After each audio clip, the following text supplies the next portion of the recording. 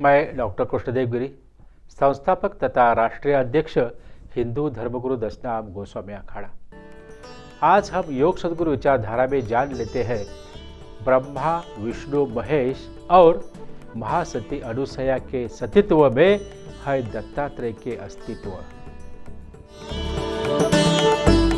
धार्मिक ग्रंथों में, उपनिषद में कहा गया है कि मातृवान, पितृवान, आचार्यवान पुरुषो वेद, अर्थात जिसे योग्य माँ बाप और गुरु मिलते हैं उसको ही ज्ञान मिलता है। ऐसा सद्भाव संसार में बहुत ही कम लोगों को मिलता है। इनमें से एक थे भगवान श्री दत्तात्रेय, अर्थात अवधूत चिंतन श्री गुरुदेव दत्त। वे अत्रि ऋषि और महासती अनुसया के सुपुत्र थे। अत्रि अर्थात त्रिगुणातीत और अनुसया अर्थात असूया रहित। पुराण में कथा है कि ब्रह्मा, विष्णु और महेश महासती अनुसया के सतीत्व को परखने के लिए अत्रि ऋषि के आश्रम पहुंचे। उन्होंने अनुसया से कहा कि निर्वस्त्र अवस्था में हमें भिक्षा दीजिए। पतिव्रता स्त्री के लिए यह कार्य अत्यंत मुश्किल था और यदि भिक्षा न दे तो आतिथ्य सत्कार में कम रह जाती। लेकिन महासती अनुसया ने अत्यंत सूझबूझ से काम लिया। अनुसया ने अपने तप और सतीत्व के प्रभाव से तीनों देवों यानी ब्रह्मा, विष्णु, महेश को शिष्यों में परिवर्तित कर दिया और उन्हें अपना स्तनपान कराया। जब सरस्वती, लक्ष्मी और पार्वती को इस बात का पता चला तो उन्होंने अनुसया से अपने पतियों को क्षमा करने और उन्हें पूर्वावस्था में लाने का अनुरोध किया। अनुसया ने तीनों देवों को क्षमा कर दिया और उन्हें पूर्वावस्था में ला दिया। तीनों देवों ने अनुसया को आशीर्वाद दिया कि आपने हमें बाल रूप प्रदान किया और आप हमारी माँ बनी। अब हम तीनों आपको आश्वासन देते हैं कि हम तीनों एक होकर आपकी कोख में से जन्म लेंगे। देवों के उस आशीर्वाद से उनके संयुक्त रूप में जन्म लेने वाले बालक को ही दत्त कहा गया। वैसे दत्त का अर्थ होता है दिया। वह आश्वासन सती अनुसया को दिया गया था।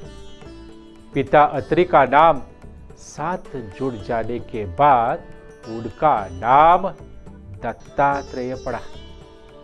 दूसरी जगह ऐसा वर्णन भी आया है कि एक महान दिव्य शक्ति को अपने पुत्र के रूप में अवतरण कराने हेतु महर्षि अत्रि और महासती अनुसया ने पति पत्नी के रूप त्रैक्षकुल पर्वत के अरण्य में घोर तपस्या की।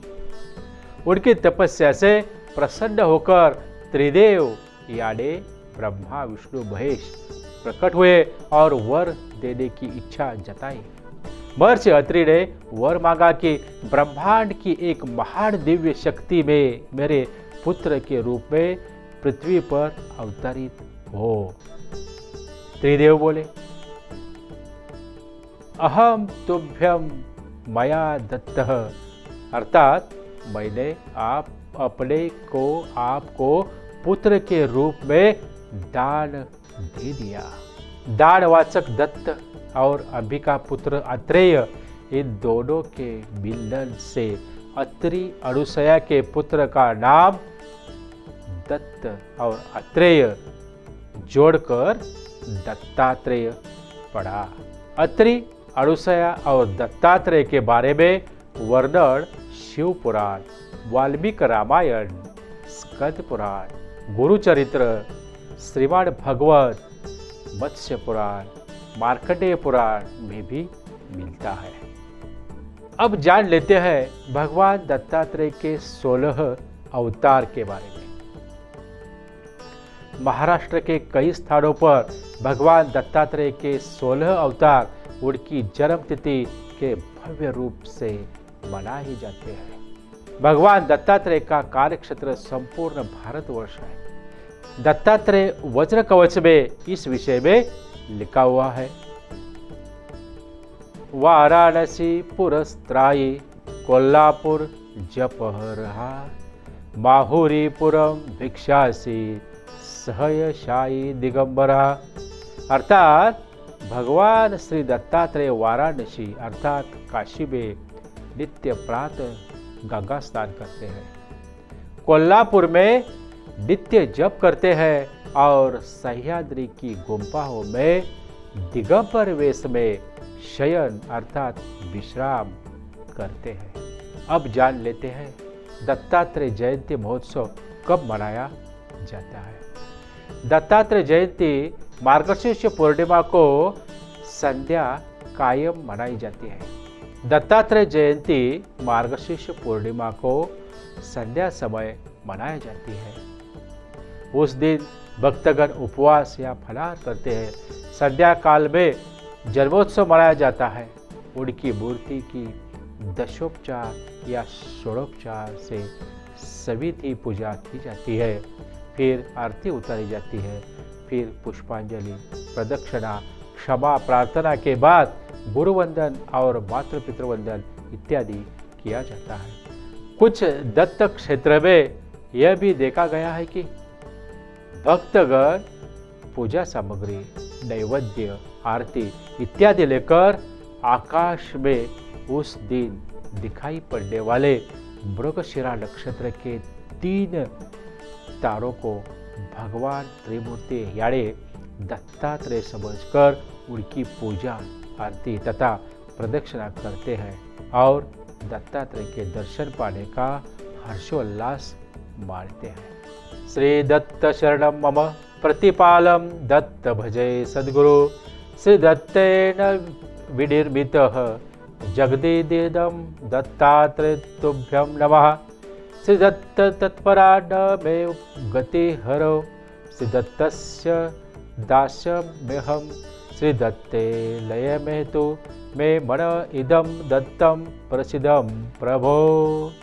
जान लेते हैं दत्तात्रेय के 24 गुरु के बारे में। भगवान दत्तात्रेय ने 24 चर अचर जीवों और वस्तुओं से कुछ ना कुछ सीखा और उन्होंने उन्हें अपना गुरु माना।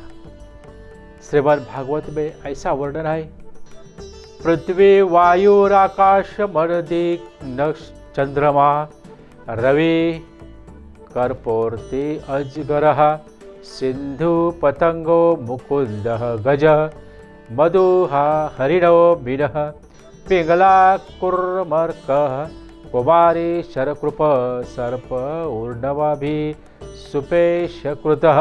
अर्थात उनके 24 गुरुओं के नाम थे। पृथ्वी, वायु, आकाश, जल, अग्नि, चंद्रमा, सूर्य, कबूतर, अजगर, समुद्र, पतंगा या भौरा, मधुमक्खी या शहद निकालने वाली, हाथी, हिरण, मछली, पिघला, वेश्या, कुर्र पक्षी, बालक, कन्या, बांध बनाने वाला, सर्प, मकड़ी और भृंगी कीटक।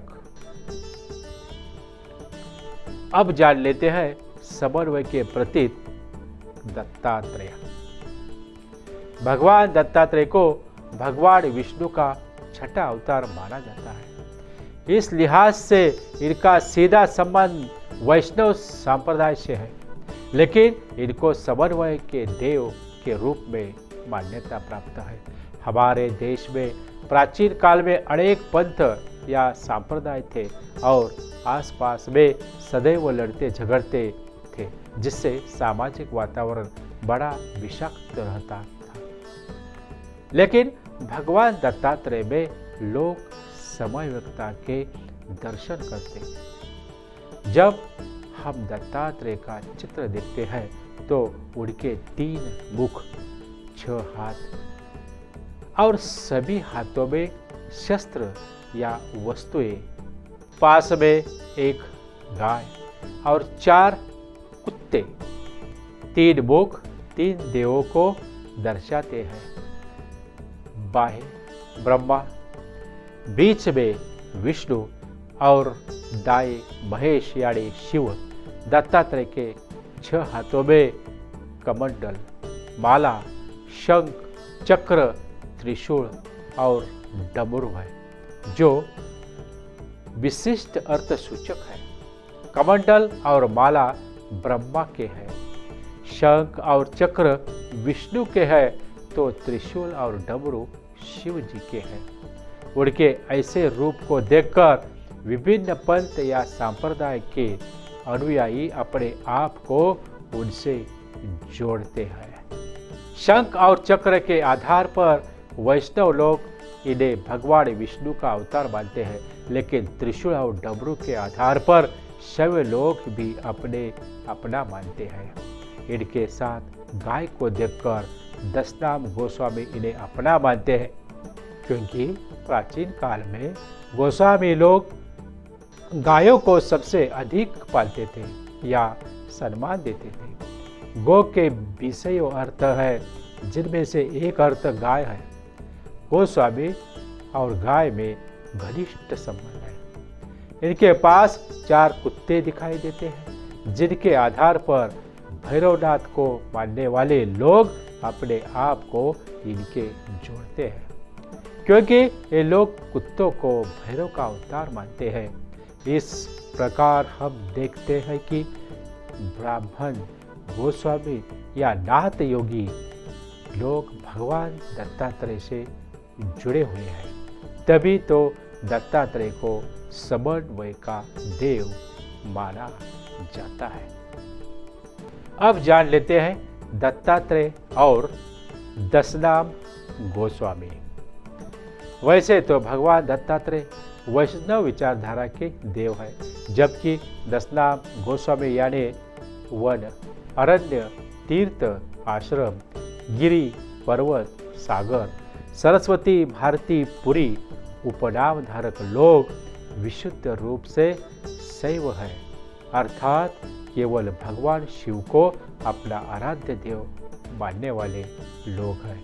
दशनाम शैव सन्यासी के साथ अखाड़े हैं, जिनमें से जुना अखाड़ा सबसे अधिक व्यापक एवं शक्तिशाली है। साथ ही साथ दशनामी गृहस्थ योग का भी एक अखाड़ा है, जिनका नाम है हिंदू धर्मगुरु दशनाम गोस्वामी अखाड़ा। ये पूरे भारतवर्ष में है और इनके इष्ट देवता, ये दोनों के इष्ट देवता भी भगवान दत्तात्रेय ही है। इस लिहाज से देखते तो दशनाम गोस्वामी लोग शैव होते हुए भी वैष्णव संस्कृति को आत्मसात करने वाले लोग हैं। दशनाम गोस्वामी लोग आदि शंकराचार्य की जयंती हर वर्ष पूरी धूमधाम से मनाते हैं। साथ ही वे भगवान दत्तात्रेय को भी बहुत मानते हैं और उनकी जयंती भी जगह जगह मनाई जाती है। उस दिन जगह जगह झांकियाँ निकाली जाती हैं, व्रत रखते हैं, भजन कीर्तन भी होते हैं। धन्यवाद। हिंदू धर्म दशनाम गोस्वामी अखाड़ा। ओम नमो नारायण।